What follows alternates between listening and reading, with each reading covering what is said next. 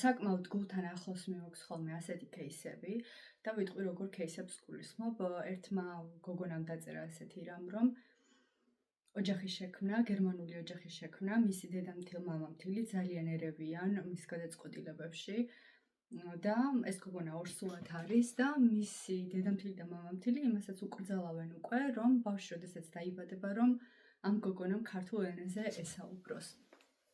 და კიდევ სხვა დეტალები, კიდევ აღარ ჩავხმავდები რა დეტალებია. საკმაოდ გულთან მიმაქვს ახლოს აი ეს ასეთი ტიპის დეტალები, იმიტომ რომ მე თვითონ მქონდა იგივე სიტუაცია. რას გულისხმობ ახლა გეტყვი, ეს არის შემდეგი, მოთხოვნა იყო ის, რომ მე თვითონ გერმანელი ქმარი მყავს მე თვითონ და მოთხოვნა იყო მისი მშობლებიდან, რომ ბავშვთან მელაპარაკა გერმანულ ენაზე, იმიტომ რომ გერმანულ ენას კარგად ვფლობ.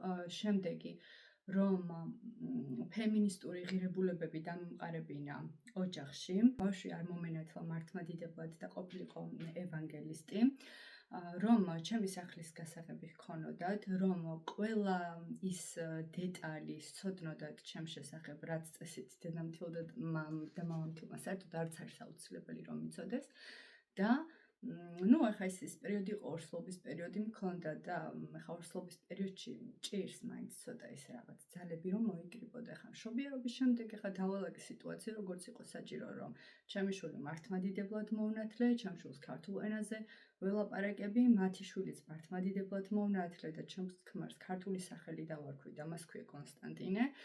შემდეგ რა გამომჩეს, ფემინისტური ღირებულებები ჩემს ოჯახში ნაკლებად შორს ფემინიზმი ჩემი ოჯახიდან და რაც ყველაზე მთავარი არის, ძალიან კარგი ურთიერთობა და კარგ ურთიერთობაში გულისხმობ, აი ზღვარი რო დაცულია, თბილი ურთიერთობა, ესე პატივისცემით, რომ ხარ ადამიანის მიმართ განწყობილი და საკმაოდ დიდი ზღვარი, როდესაც გაქვს გავლებული.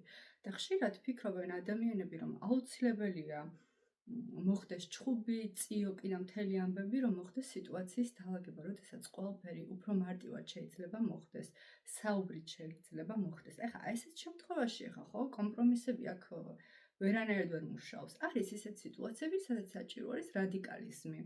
და კი, ეს შესაძლებელი არის. თუ მაგალითად ფიქრობ, რომ გამოსავალი არ არსებობს, მინდა დაგაწყნარო, რომ და გითხრა, რომ არსებობს გამოსავალი. და როგორი გამოსავალი კიდევ რო შეიძლება ვერც წარმოიდგინო. ახლა წარმოიდგინეთ, ჩემ შემთხვევაში გერმანიაში ვიყავი, ვიმყავდა ხო, აქ მშობლები მყავდნენ, აქ ნათესავები მყავდნენ, აქ ჩემით მომიწია ყველაფრის გაკეთება, ფაქტიურად ასე გამოვიდა.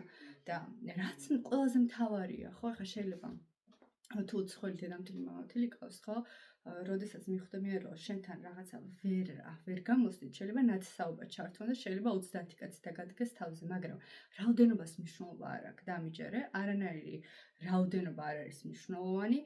შენ რომც დადგე, თუნდაც 100 კაცის წინაშე, 300 კაცის წინაშე, თუნდაც მეტი, შენ იტყვი რომ შენ რასაც ამბობ, აი ასე არის სწორი და ზუსტად აი ასე იქნება. და კიდევ ერთხელ ვიტყვი, რაც ყველაზე მნიშვნელოვანი არის, ეს არის ურთიერთობის დაალაგება ისე, რომ იყოს პატივისცემა, სითბო და გაგება და კი, ეს შესაძლებელია.